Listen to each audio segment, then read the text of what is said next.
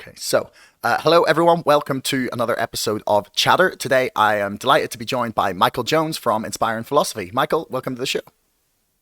Hi, yeah, thanks for having me. Appreciate it. No problem. I'm sure we're going to get into some really interesting stuff here. My best friend was very excited that I was going to get to chat to you, and he's convinced that you will convert me.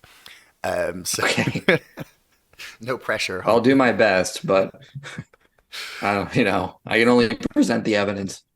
True. But then, well, he keeps arguing to me that Christianity is the most logical and rational belief that you could possibly hold in the entire world. So Yeah, maybe I you'll would. push me further down that road. Okay, perfect. Um, so one of the things he encouraged me to do was to go and read the Bible because he kept arguing. We kept Hmm. arguing about things, and then he was like, "Well, you haven't read the Bible. How can you possibly comment?" And I was like, "Right, okay, fine, I'll go do it." So I'm making my way. I'm Hmm. still making my way through Genesis at the minute. It's a slow read, but I'll get there. Hmm. So one of the things I've been like wondering about is basically to what extent I should be taking it literally and what extent I should be taking it metaphorically. So like what is your take on how what's your take on the topic? Yeah, I mean that's a complicated question. We need what I would say is like literal and metaphorical or modern categories. That's not how the ancient audience would have thought when they're reading this. They're not be going, okay, this chapter is literal, this is metaphorical, this next one's literal. They just didn't think in terms of those categories. So take Genesis 2:24. A man shall leave his father and mother, and the two shall become one flesh. Okay, obviously, a man and his wife are literal, but becoming one flesh is metaphorical. That's just how people talk even today. If I told you I saw a car flying down the road, you understand I mean the car and the road are literal, but flying is metaphorical for going fast. So we need to understand that sometimes the biblical authors are talking metaphorically, sometimes they're talking literally. Sometimes we're not entirely sure. There's debate about certain things. So take Joshua chapter 10. Joshua pronounces this prayer and asks for God to have the sun wait in the sky and the moon wait in the sky, and so they could finish the battle. Some scholars think that that's literally Joshua telling the sun to stop moving in the sky. But a lot of more recent scholars have looked more into the cultural context and have found that maybe not. There's this language in the ancient Near East of talking about stars and the moons waiting in the sky. It just is normal celestial events. It's just part of their language. They don't mean they literally stopped. They just meant that this is how they would talk about celestial bodies appearing on certain days. So that might be more just us misunderstanding the cultural context. Take another issue, the Torah itself. A lot of scholars in the past would have read it and going, okay, so here's the law. If you commit adultery, death. If you murder, death. If you commit certain acts, death. Probably not, though. The Torah was not the civil law of Israel, as much as we want to interpret it that way. It was more understood as judicial wisdom.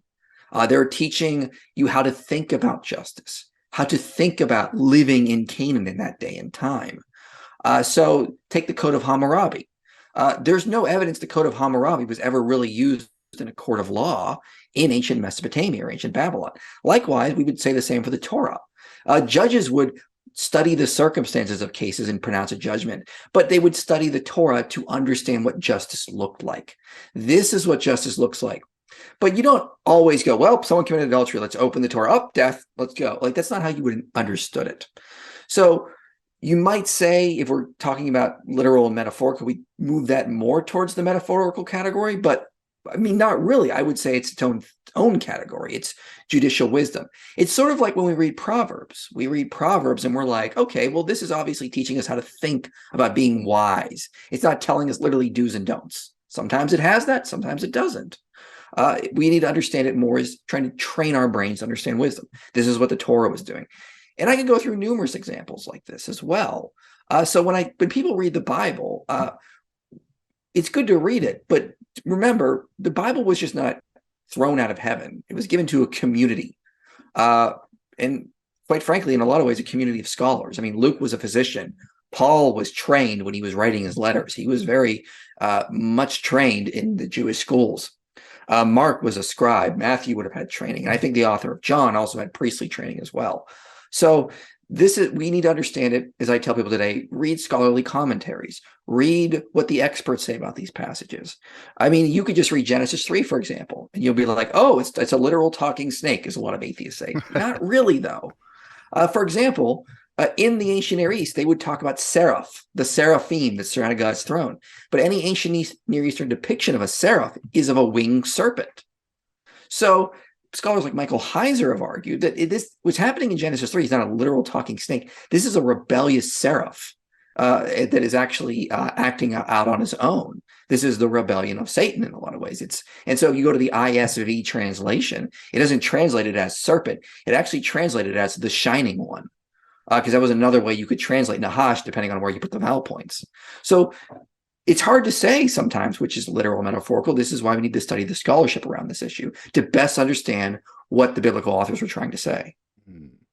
Like, to what extent do you think it's important to go back to, like, say the ancient Aramaic versions and like really study like the exact words that they use? Like, is that something that you consider to be like important, or is it just the overall message of the stories that are being presented to us?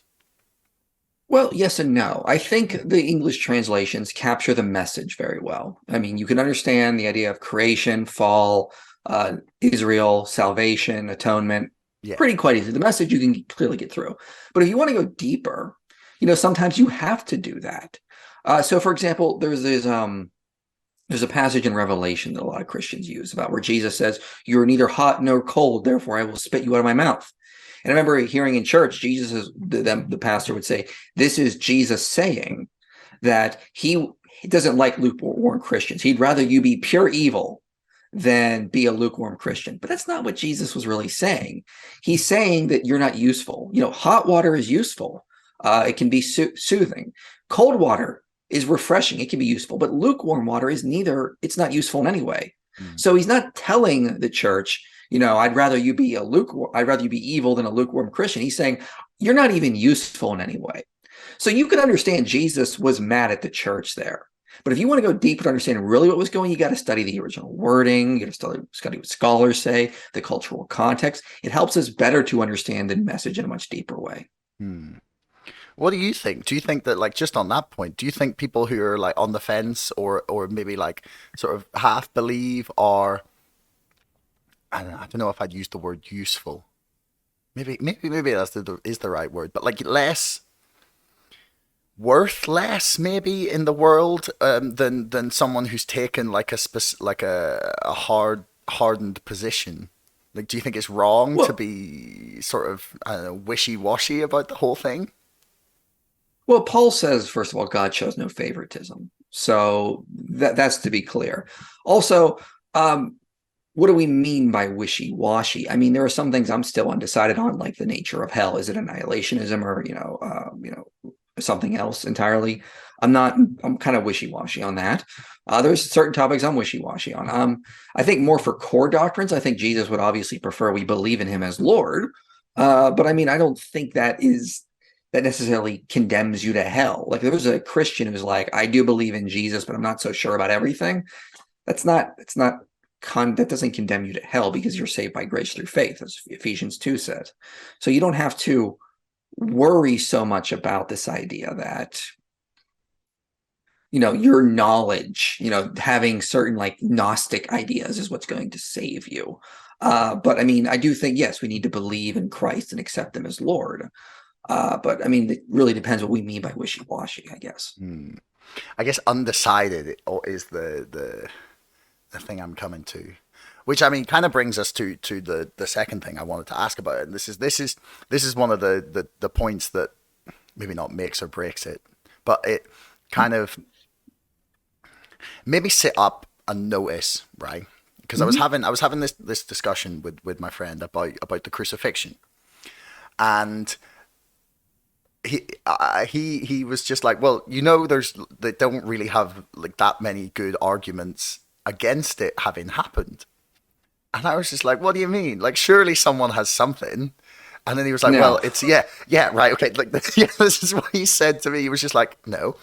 So I think it's the arguments against it, and you can correct me if I'm wrong here, are Either they were looking at the wrong cave, or he wasn't really dead, or the Roman soldiers and all the people who got tortured to death are lying. And that seems to be the sum of the three arguments, or the main arguments that I've seen against it. And it seems, sorry, were you going to say something? No, no, continue your thought and I'll respond. Yeah, it seems like there's not a lot of evidence against it. And it really makes me like question like people's skepticism of Christianity. Like, do you think that people are aware that these are the only arguments against the resurrection haven't been real? Well, I mean, there are other nuanced arguments. I can't think of any off the top of my head right now, but I've heard scholars make more sophisticated ones. Let's be fair about that. Okay. So let's talk about the first one. Did they find the wrong cave? This, first of all, there's no one denies that Jesus was crucified and actually died. I mean, early sources like even secular sources like Lucian and Josephus and Tacitus say that he died. So the only way they ever talk about him dying is crucifixion in the early sources. So the idea that they may have found the wrong cave. Well, he wasn't buried in the cave, it would be tomb. And the Gospels record this would have been public information. He was buried in the tomb of Joseph of Arimathea. So they would have known where this was because, they it's recorded. This is a rich man's tomb. He would have known it. They would have been able to go there and see it. And so, this is very unlikely that they would not have been able to know where it was. And the Jewish authorities would have known where it was, especially if Joseph of Arimathea was a member of the Sanhedrin. I mean, they would have been able to be like, hey, these Christians are running around claiming Jesus is resurrected and his body's no longer in the tomb. But we, the Sanhedrin, he was buried in one of our tombs. Let's just go get it out and show them kind of thing. Or, let's go get his bone box and show them. So there's that. Some will say that maybe Jesus wasn't buried in a tomb, that this is just a later Christian invention. But there's no reason for the Christians to invent this. It doesn't really help their case. There's no ancient prophecy that said the Messiah had to be buried in a tomb. It just said that, he made his grave with like rich men. But you could interpret that in different ways. Maybe he was, when that rich man buried him, or he was buried in a rich man's field, or, the rich, when they finally took his body off the cross, the centurion could have been rich. I mean, there's many ways you could interpret. There's no reason for them to actually invent the tomb story. So there's that kind of issue. The idea Jesus didn't even die is not even entertained by scholars today. John records things that he would not have had knowledge of, like when they pierced his side, water and blood came out. This is a medical condition that sort of happens that modern medical experts have commented on and said, yeah, there's no way that an ancient person would have known this unless it was literally happening, because this is an actual condition that can happen when a body dies. So Jesus died. I know of no scholar that would argue that the Romans were not good at crucifying people. He would have been dead. No, they had a bit of practice at that, right? Yeah. The most what I see is they try to argue is that Jesus wasn't buried, like it was a later Christian invention. And that just goes against literally all the data we have from the ancient world. Roman and Jewish sources mention that at times crucified victims could be buried. Josephus mentions crucified victims were buried in Judea before the Jewish war. Philo says that in Egypt, on the emperor's birthday, they allowed crucified victims to be buried.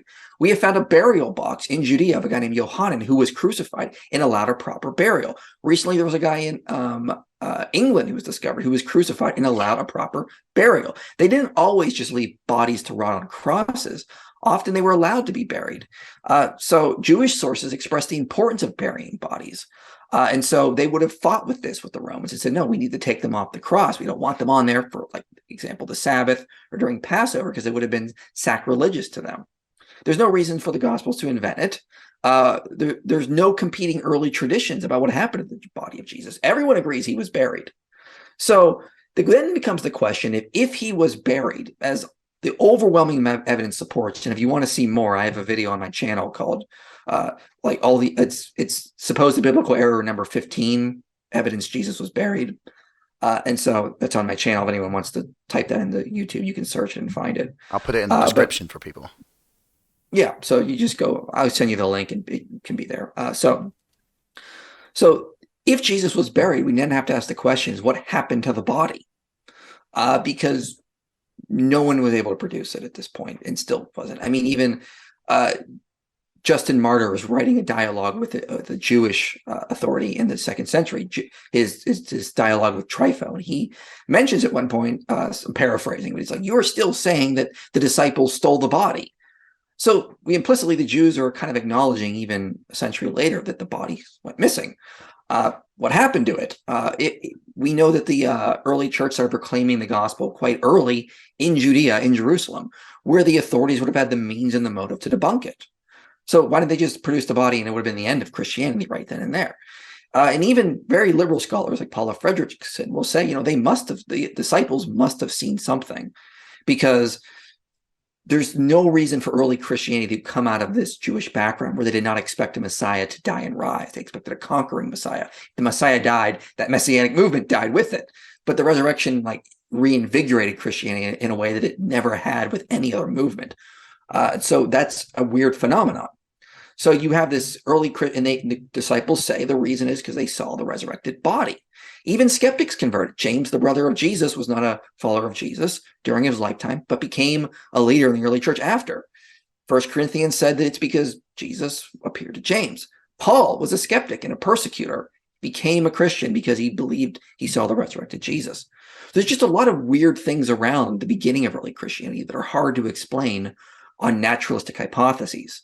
They end up, in my view, constantly becoming ad hoc, multiplying explanations, multiplying assumptions beyond necessity. And the reason seems to be is because, we need to begin with naturalism. Miracles are the least probable. So we got to come up with some sort of naturalist explanation. That seems to be, in my view, sort of assuming naturalism in a lot of ways. If we start with just agnosticism and go, what is the simpler explanation? What is more plausible? What is explanatory scope and power? The resurrection is always going to win. It's always going to be the simplest explanation if we don't presuppose miracles are the least probable, and a naturalist explanation is always going to be more probable. Yeah, see, the thing for me is the soldiers that never changed their story.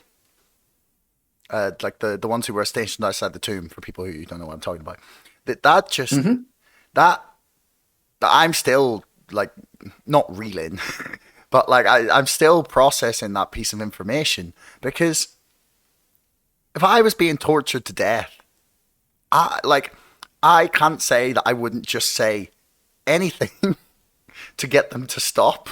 I just, whatever you want to hear, I will say it. 12 hours in, I will tell you anything you want, and it blows my mind that happened. And then you get to that is it Spock quote, biblical scholar also, that's whoa, once you've eliminated the possible, whatever left, however improbable, is the logical answer. Definitely butchered that quote, but the principle remains. And then I'm just sat there okay, so is that the answer? Is it that simple? And even Anthony Flew said there's more evidence for the resurrection than any other miracle claim. It just seems like you got to explain how Christianity would come out of the Jewish background. And it's extremely hard to do with just only naturalistic explanations. The Jews, again, they were not predicting a Messiah that was going to die and rise. All other early messianic movements just died off when their Messiah figure died. And that's what you would expect. No one said that, oh yes, he's actually resurrected and this proves he's the Messiah. Only the Christians said this only about Jesus. And notice, this was just not their way of explaining death, because they didn't say John the Baptist resurrected. They didn't say Stephen, the first martyr, resurrected. They only said this about Jesus, which is weird in that culture to start. Yeah, it really is. Actually, that reminds me, there was something that someone had mentioned to me about the crucifixion, about the dispute over Jesus's final words. I believe they are one version says that his final words were, "My God, why have you forsaken me?" Another has it saying, "Is finished," or "It's done." And I wondered, had you ever heard the theory that this is a reference to Psalm 22? Because those are the opening and closing phrases of the psalm. Do you give credence to that idea? Have you heard that before? Yeah, when Jesus is saying, my God, why hast thou forsaken me?" He's sort of referring to that psalm, is what a lot of scholars will say. Yeah. And we also have to acknowledge when Jesus is on the cross, none of the gospel authors say they're recording his last words. They just say he said this thing on the cross. I mean, so also, I believe Dan Wallace has argued that John might be doing a little bit of dynamic equivalence in his words, like when he's saying "I thirst." He's basically saying that, trying to get the gist of what Jesus was saying when in saying, my God, why hast thou forsaken me?" So Dan Wallace says that this might just be more of John just giving his own like understanding of what Jesus was trying to utter when he said, like, for example, "I thirst."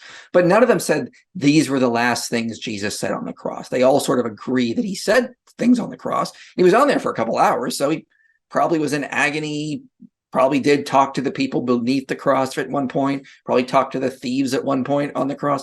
I mean, there's plenty of time for him to say all this stuff. So we can't assume that just the Gospels record that means those were his last words for sure. Yeah. Yeah, well, I mean, if we've learned anything from the life of Brian, is there's a lot of chat when people are on the crucifix. Yes, that's so historical. Man. Yeah, well, that's a clearly accurate representation of what was happening. Um, could you steel man the case that Jesus was just a prophet or just a mortal man? Yeah, yeah. So the idea is that a lot of scholars is that Jesus was this apocalyptic prophet. He thought the end of the world was going to happen in his time, and he was sort of trying to force the hand of God. So he thought he was the Messiah. He thought he was going to be the eschatological agent to usher in the kingdom of God. And of course, so he was misinterpreted as being understood to be a king.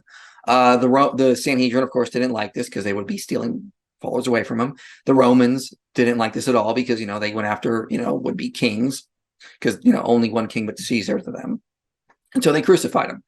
And so then after the disciples were so distraught, they didn't know what to do, but they didn't want to end the Jesus movement. So they had this sort of idea where they're going to just say, well, actually, he was physically resurrected. His tomb was empty. And now he's been taken up to heaven to reign as king above there, but he'll return someday, kind of thing.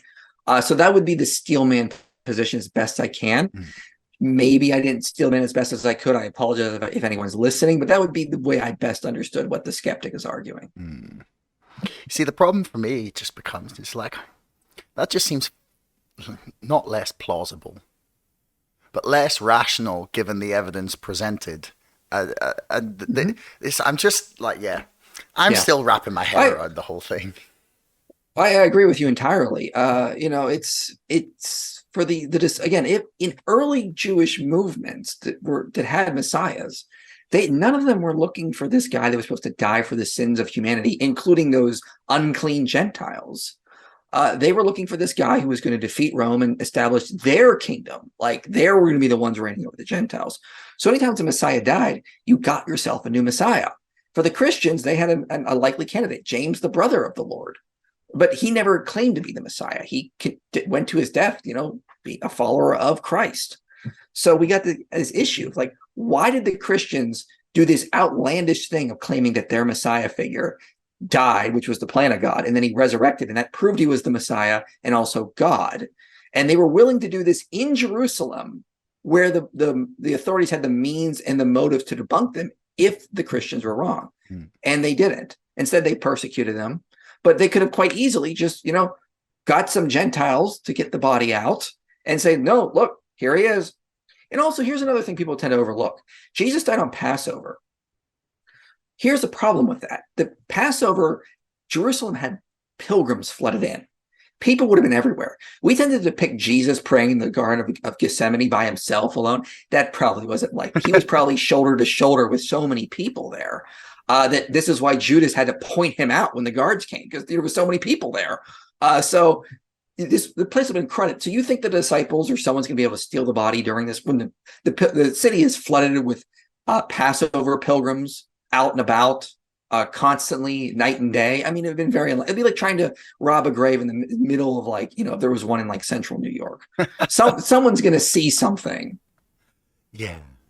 Yeah, and you'd think the people with the most to gain would find some way to just try and I'm stunned they didn't try and just get a body and be like, no, no, no, this is him. No, no, it's just a bit, the body's just a bit old, but it's definitely him. Well, I mean, that would have been that would have been an issue because Joseph of Arimathea would have stood against that. He would have been like, that didn't come from my tomb. We know it's my tomb, and you just can't, go in there. I mean, they would have known, for example, that this was not the body of Jesus, for example, because they knew where the body was. They could have gone to the tomb and checked it, and we have no evidence that they were able to even do that. Yeah, yeah. To what extent do you consider the Bible to be like the literal words of God? Like, do you consider it to be like the people who wrote each book were like channeling the spirit of God, or like not? I mean, No. or is it So like a description of their understanding of faith? So I would say it's sort of God tugging on the heart, perhaps, not so much like them channeling God. It's God, preserving as best as we can through fallible people to give the message. For me, the message is most important. It doesn't need to be like the exact wording, for example. Like you can find contradictions between, First and Second Samuel and First Chronicles. So what? I mean, the contradictions are like, how many men went to battle, or how long was this plague, that kind of thing. Like, not a big deal to me. How long did this king reign, for example? So the way I sort of do it is this analogy. Like, okay, God called Moses to lead the children of Israel out of Egypt. Did he do it perfectly? No, he sinned. So God works through fallible people, but he still got the job done. That's the way I look at scripture. He worked through fallible people, fallible scribes as well. That would make copies, and sometimes errors would creep in, but nothing that would really affect the message or core doctrines, in my view. Yeah.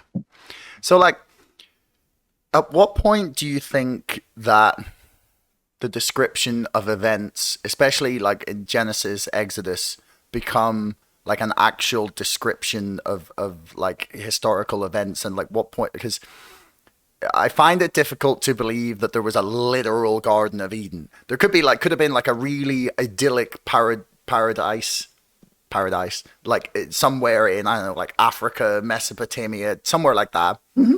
Um, Well, we have found, I'm pretty sure, the region of Eden. There was a paper published by Jeffrey Rose about a decade ago, and he left out references to calling it Eden, but in later interviews he regretted that because he said, it is Eden. And so what we know is at the bottom of the Persian Gulf, it used to be a dry land, and that before it was flooded in, hint, hint. And so it was this dry land. It was basically very good climate controlled. It had a lot of subterranean aquifers that would water the area, even though it had little rainfall. So sounds a lot like the description of Eden. We know 4 rivers flowed into that region. 2 have dried up, but 2 are still there, the Tigris and Euphrates. So I think there was a literal Eden there. That was the region of Eden. And in Eden, there was a garden where God would meet with humans. It's considered to be the first temple. If you understand the way the Jews talked about the tabernacle and the temple, it's very similar to how Eden is described. It's like priestly place that humans would meet with God and commune with him. This is the same with the tabernacle. Like even the menorah in the tabernacle was designed to be like a tree with like different branches coming out of it. A lot of similarities occur between the description of Eden and how the priests did their priestly duties in the tabernacle and temple. yeah. Like, so when we're talking about the story of Adam and Eve, then, like, do you think that is the Alexa apparently going off? Is that gonna shut up? Okay.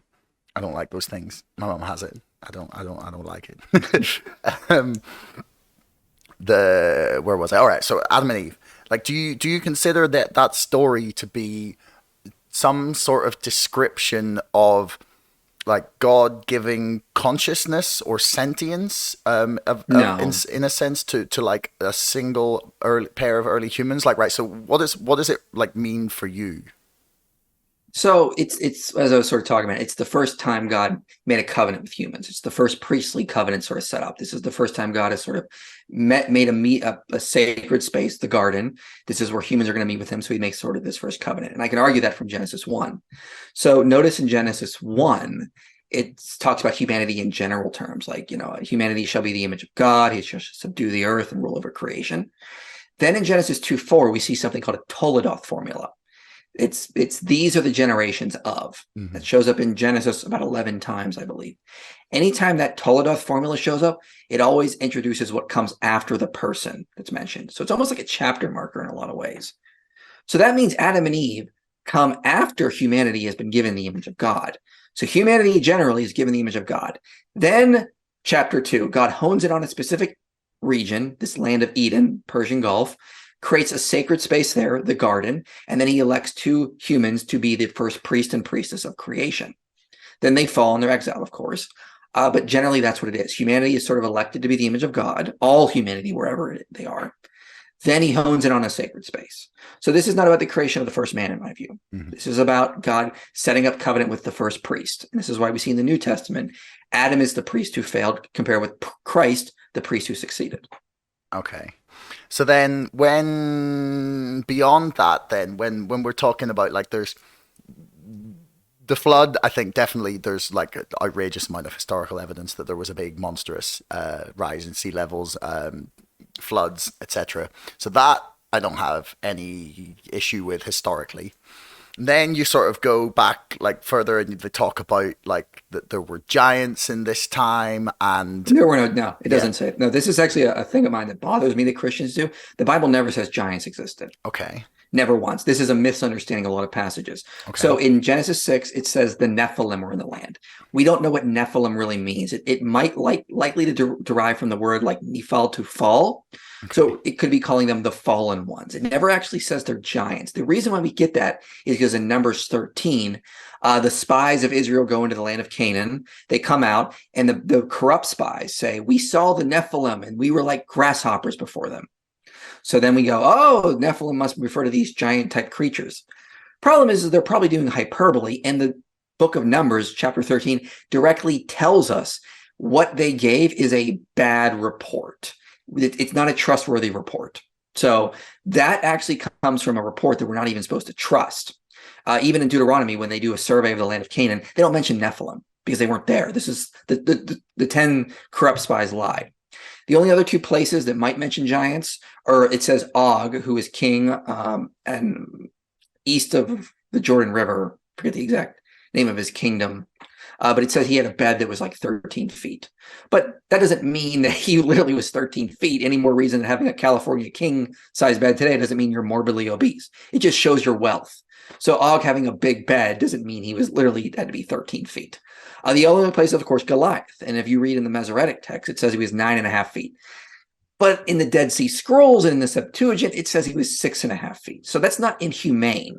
I mean, it's not inhuman. No. He could very well have just been a very tall human. So there's no sort of like these angelic hybrid like creatures that are not human in the Bible that are giants. That's something we get from later commentaries trying to read that back onto the biblical text. Okay.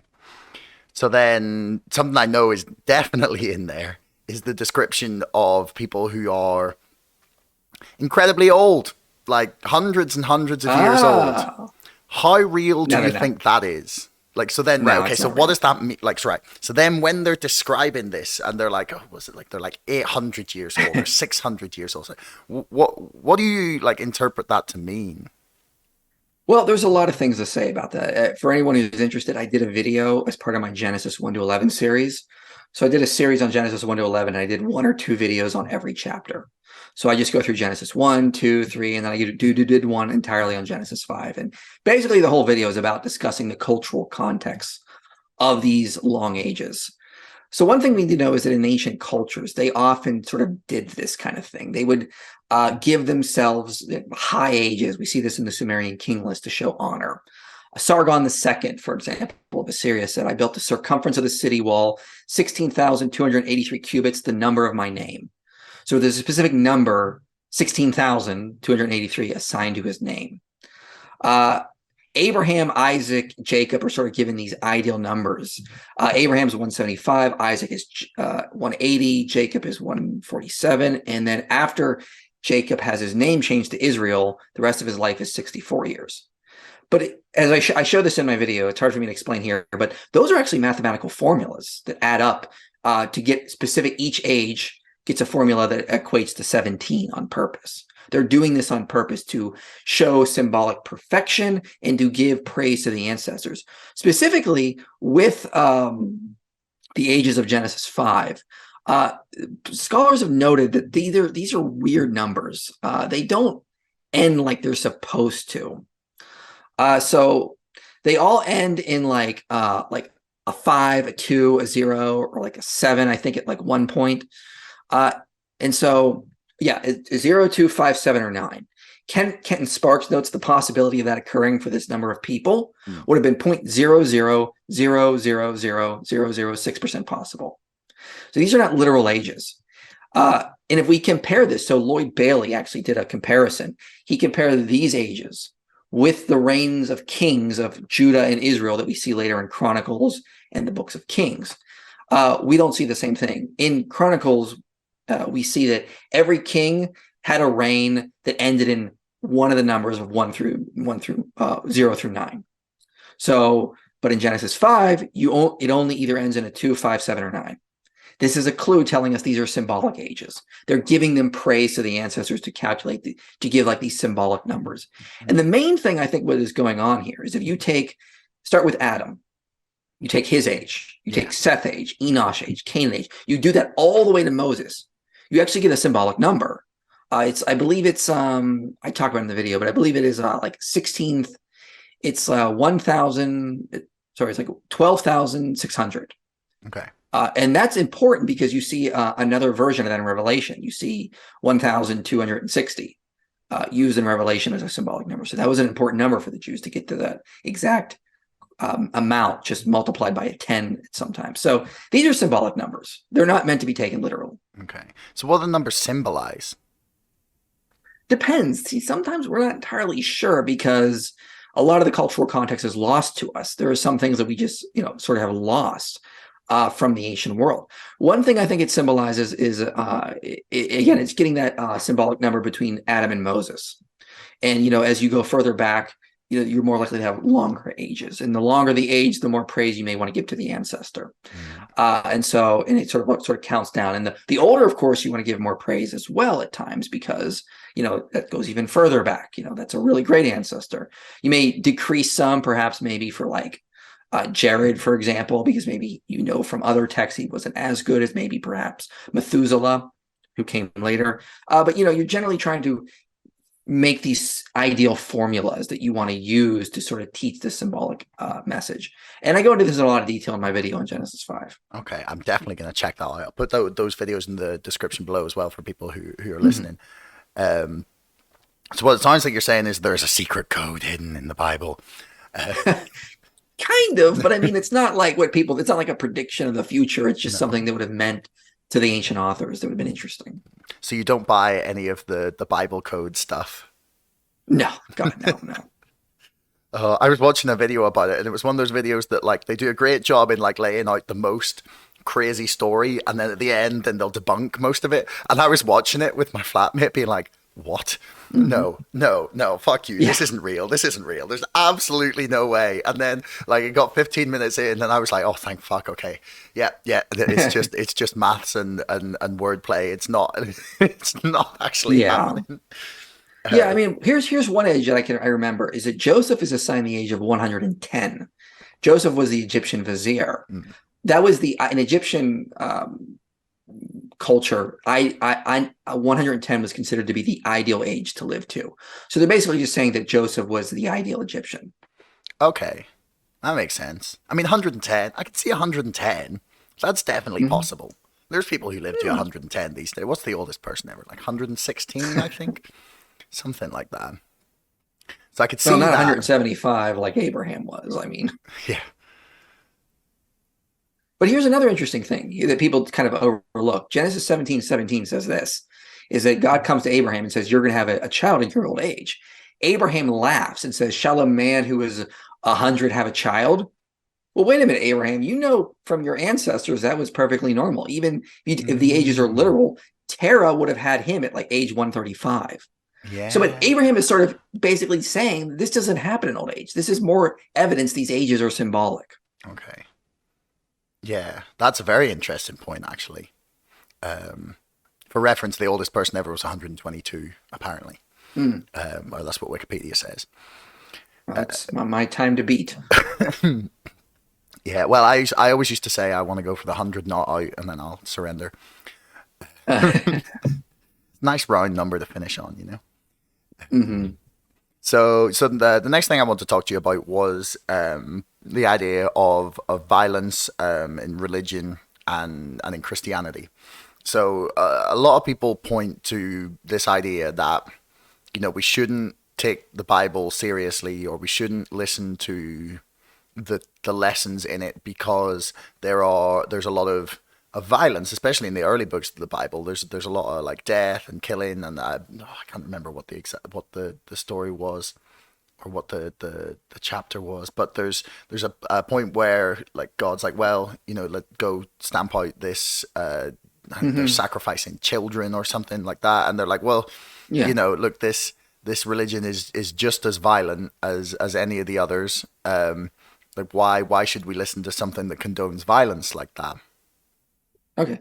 Well, two things. First of all, a lot of that in the book of Joshua, I would say, is ancient Near Eastern hyperbole. We see this also in like the annals of Tutmosis III or Assyrian annals. This idea of like utter annihilation, wipe them all out. It's just ancient Near Eastern hyperbole. They're not actually going to go in and do that. And scholars like Kenneth Kitchen have written extensively on this and shown that that's not what's going on in Joshua. This is not genocide. This is ancient Near Eastern hyperbole.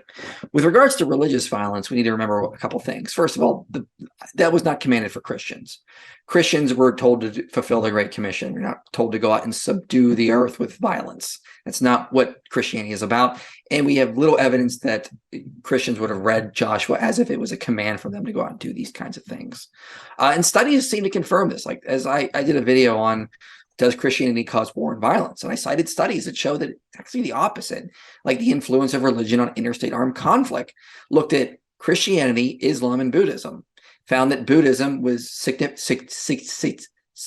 non-significant, basically. Okay. It did not correlate with more violence or less violence. Islam correlated with an increase in interstate armed conflict. Christianity correlated with a decrease in interstate armed conflict. So right then and there, we have good evidence that Christianity actually decreases war, decreases violence. Mm. And so, again, people might cite historical wars, stuff that happened in Europe. But I mean, a guy named William Cavanaugh wrote a book called The Myth of Religious Violence and pointed out that a lot of those wars in Europe were not caused by religion. They were caused by political issues of the time, economic issues of the time. A lot of the wars were actually being fought between the Pope and the Holy Roman Emperor. Yeah. And then France joined against the Holy Roman Empire, even though it was Catholic. And some of the early Roman emperor's best soldiers were Lutherans. So it's like this was not based on religion. This was based on political issues of the time. And Christianity was actually, if anything, helping to decrease that amount of violence. I mean, one of the arguments I've heard, like in opposition to this idea, is like, why would people shed so much blood over their holy land, like all the crusades, the wars that went on, Mm-hmm. to capture, recapture, fight over Jerusalem and the area surrounding it. Well, the one thing we need to remember is that Christianity never says anywhere in the Bible you need to maintain control over, Israel or Judea or the Holy Land. I mean, it never, ever teaches that. I would argue that crusade mentality came out of more of like a nationalistic mentality, which would be the perversion of Christianity. I did a video called "Does Christianity Cause Christian Nationalism?" And I cited research that shows that what actually happens is that when people start to secularize, they take Christian symbols and they reinterpret them in secular ways and start seeing themselves more as like a national territory. And that nationalism does lead to more violence. That's just is historically based. But it comes about when people move away from religiosity. So I would argue as an inference that that's probably more likely to explain what happened with things like the Crusades. It wasn't this idea that Christianity was directly motivating them. They started to see themselves more as a term of this Christendom civilization that needs to be defended from outside attacks. And that it's based on land, not based on winning souls. And that's a perversion of what Christianity is, for sure.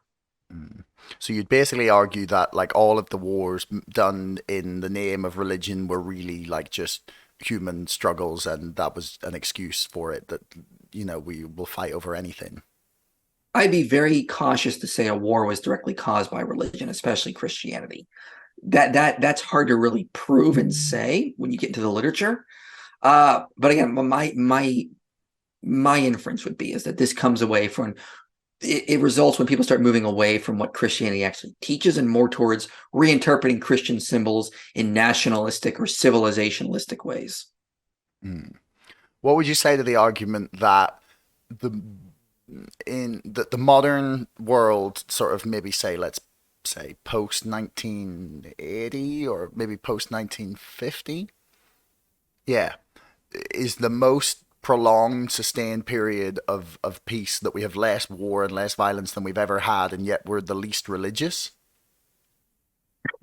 Well, let's remember one thing: correlation, causation. I mean, the research shows that Christianity has contributed to decreasing the violence. That's just what the literature helps us to understand. In It's sorry, in not. what sense? Do you mean like in the sense that, like, the Judeo-Christian values that have founded the Western world have let who like that sort of provided liberalism and all the stuff that comes along with, globalization, and all Mhm. of that has like fostered the society that has less violence and less war? Yeah, well, there's research like Robert Woodbury has put out has shown that Christianity did specifically Christian missionary activity. So that's directly tied to Christianity in more ways. This actually helped foster liberalism, helped foster democratic values, spreading civil liberties, mass education, mass printing. So he's got a great paper. Let me see if I can get the title of it here right for you right now. It's called like the Protestant Roots of Liberal Democracy, I believe is the title. And Hmm. he just sort of shows that like a lot of this stuff, and he doesn't just argue for this, he actually ran a model to demonstrate this. So he actually ran a sociological model. The title is The Missionary Roots of Liberal Democracy. And he says Protestants heavily influenced the rise and spread of stable democracy around the world. This paper argues that conversionary Protestants were a crucial catalyst initiating the development and spread of religious liberties, mass education, mass printing, newspapers, voluntary organizations, and colonial reforms, thereby creating the conditions that made stable democracy more likely. And he's not alone. Other scholars like Ronald to Salem have also found similar results. Hmm. That's interesting. I talked a little bit about this with James Lindsay, but that was like 2 years ago, I think, almost now. Mm-hmm. Um, Well, yeah, I mean, let's also talk about some of the fact that, a lot of violence has decreased lately. I mean, the main cause of that is going to be the fact that we have nuclear weapons now. Nobody wants to risk war because no one wants to be annihilated. I mean, that doesn't come from the main cause is not from secularism or Christianity, in my view. It comes from the fact that we now have mutually assured destruction. So everyone is like, let's just talk now so we don't accidentally kill each other. Yeah, well, I mean, well, I'm very thankful for this phenomenon. It seems to be saving us at the minute. It's ironic that the nuclear weapons, the thing that should have destroyed us, are actually kind of what's saving us because both sides have them and no one wants to set them off because we know what will happen. Yeah, yeah, yeah. Well, it's Mexican standoff, isn't it? It's like, yeah, to the most extreme case. Mm-hmm. Um, so, do you think society has lost something in losing, like, losing, yeah, religion as a central part of, yeah, maybe our week, our society, just like the culture that we inhabit? Like, do you think we've lost something? Well, only time will tell because we're seeing Christianity decline in the West right now, which I think is unfortunate because I think it's the foundation of Western civilization.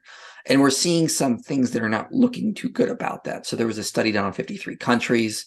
I cited it in my video as Christianity harmful.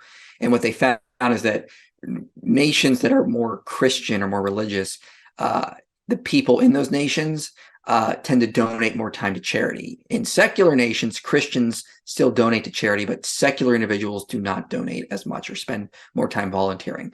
So as nations secularize, there's less funding and time given to charities. The other issue is nationalism. We know that when individuals on the right uh, move away from religiosity, specifically Christian religiosity, they don't get rid of the Christian symbols. They reinterpret them in nationalistic ways, which is scary because that's kind of similar to what the Nazis did in ways. They took Hmm. Christian symbols and reinterpreted them in this secular religious ideas. They weren't Christian in the traditional sense by any stretch of the imagination. No. They just took Christian symbols and reinterpreted them into their secular ideology. So that's scary as well. We also know studies have shown that uh, care for the environment decreases as religiosity decreases, especially Really? in the West. Yes, studies. I cited this in my Wow. video. Is Christianity harmful? It's a 53-minute video of me just citing study after study, showing all the benefits we get from Christianity. But yeah, studies have shown in the US and on a global scale that as religiosity declines, care for the environment even goes down. And that's also kind of scary as well. So I would say secularism, in terms of, the West has been Christian up until very, very recently. So people are saying, you see, Denmark is fine. They're very secular. You see, the Netherlands, they're fine. They're very secular. Give it time. Let's see what happens when people are raised with grandparents that were atheists, and let's see what society they're producing. Mm. Uh, there are some interesting signs already coming out from the data.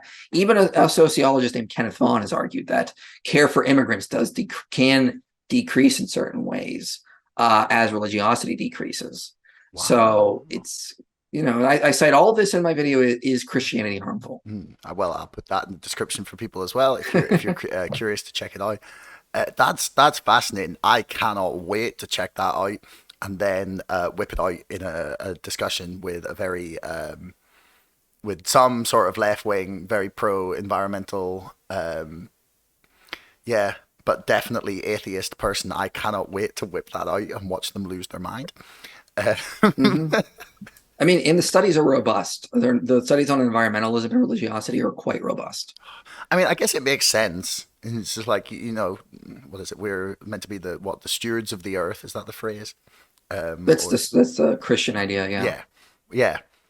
So I mean, so theoretically, if people were actually following what it says, then yeah, I would buy that. I wouldn't say that's out of the realms of possibility at all.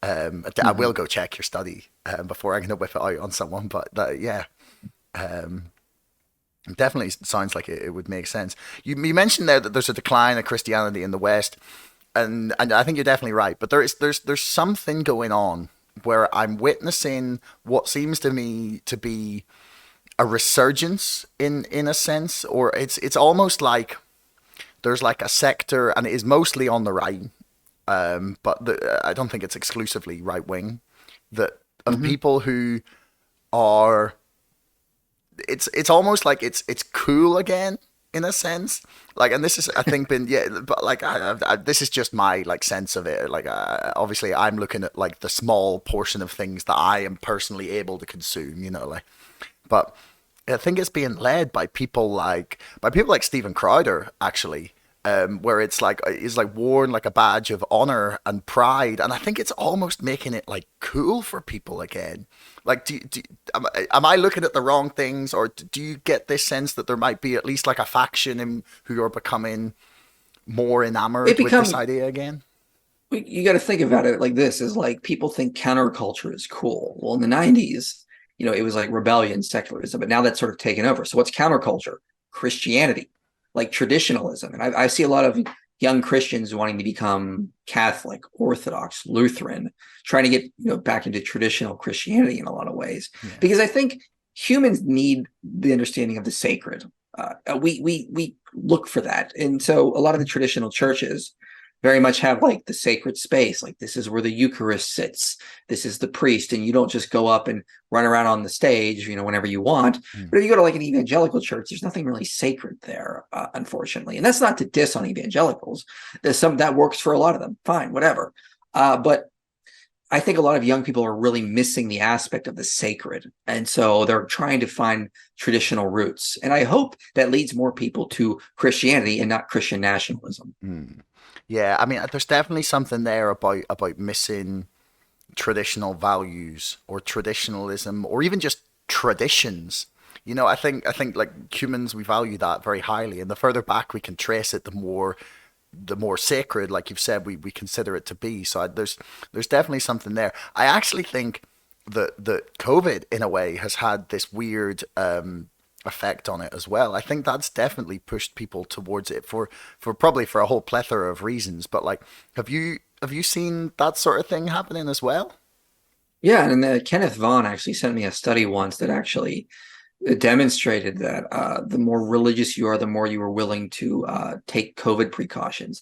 The more you moved away from religiosity and more towards nationalistic ideas, the less help where you were with COVID and stopping the spread. So I found that interesting. But yeah, I think COVID scared a lot of people for sure.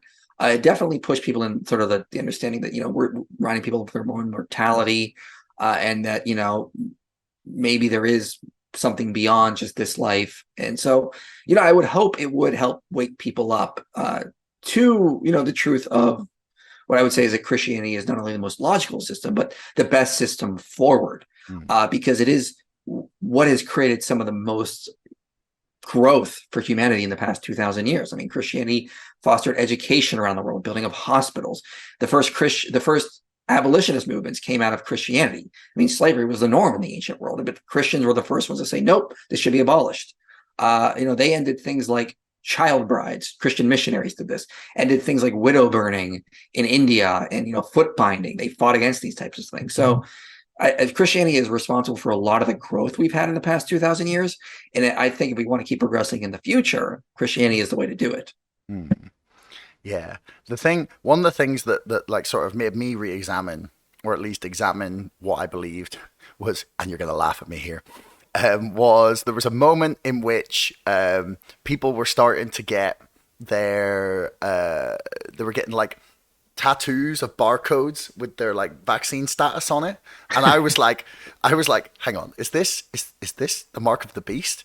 Like I was just, I was like panicking a little bit. I'm not gonna lie. Mm. I was very isolated, and it was dark, middle of like absolute crazy lockdowns, and I was in a not particularly wonderful place. But but this brings us nicely, at least, around to the last thing I want to ask you about, which was Revelations. So are we in the end times? No, I don't think so at all. I'm actually not what you were describing recently as a premillennialist or a futurist. So generally what a lot of Christians think is that in the future, there's going to be this antichrist who's going to set up a one world government and then a 7-year tribulation. And then that'll bring about the end times. That's not what I even think is going to happen. I'm a post-millennialist. So when we look at things like Revelations and the Olivet Discourse, we see this is talking about things that happened in 70 AD with the destruction of the temple, Nero persecuting Christians. So it says the beast has 7 heads and 10 horns. Okay, well, Rome was said to be the city on 7 hills. And Revelation 17:9 says the heads are symbols for 7 mountains or 7 hills. At the time of Nero, there were 10 governor procurators under Nero, the 10 horns. 10 horns, 7 heads, 10 governors, 7 hills kind of thing. So that's the beast, the mark 666 in Hebrew is the gematria of Neron Caesar. So it just means Nero is what they're basically saying. And so what I think is actually happening is there are places like 1 Corinthians 15 where it says Christ must reign until all enemies are put under his feet, then the end will come. Or Psalm 110 or Psalm 2, I will give you the nations for your inheritance. This idea that Christ is supposed to basically reign from heaven until he has sort of taken control of the whole earth slowly and gradually. Mark 4 says the kingdom of heaven is like a mustard seed. It slowly grows to eventually consume the whole garden. Matthew, I think 13 says the kingdom of heaven is like a little yeast put into a loaf of dough and then slowly fills till it all becomes leaven. Daniel 2 talks about a mountain that strikes the kingdoms of the world and then slowly grows to cover the whole earth, kind of thing. Ezekiel 17 talks about the kingdom of heaven being like a small sprig that grows into a lofty cedar. So my view of the future is kind of what I was talking about with his research on all the benefits of Christianity. The kingdom of heaven just slowly, very gradually grows until the whole earth becomes Christian. That's supposed to take thousands of years to get there, but it slowly makes the world a much better place, and then Christ returns. Okay. So we're not going to be facing so basically Obama, Trump, neither of them were the Antichrist. No, but notice how you brought that up. That's so distracting for Christians from the Great Commission. Like, we're supposed to be out spreading the gospel, like not trying to calculate the beast or the numbers. And like, that's not our goal. So yeah, I think that's all wrong. I don't think that's actually what Scripture is teaching. I think it's very much this idea of a post-millennialist future. Christianity is going to keep slowly growing, gradually making the world a better place. Sure, there'll be setbacks here and there. It's not going to be it's perfect growth, like a linear growth, but it's going to keep growing until the whole world becomes a new Eden. Well, that's a much more positive view of the future than, fire and brimstone and damnation. So that seems like a very lovely place on which to end things. Michael, it's been an absolute pleasure, a fascinating conversation, and I can't wait to check out some of those videos that you've mentioned that I was not aware of. So, and some of the studies. Is there anything you want to point people towards that we haven't mentioned before we finish? No, just check out my YouTube channel, youtube.com/inspiringphilosophy. Well, there you go. Links for everything we talked about will be in the description, including your channel. So thanks very much, man. No, thank you. Hey, everyone. Thanks for making it right the way to the end of the podcast. I love that you tuned in this long. Do me a favor, hit subscribe, because 80% of you bastards are not subscribing, but you're watching my videos. See you next time.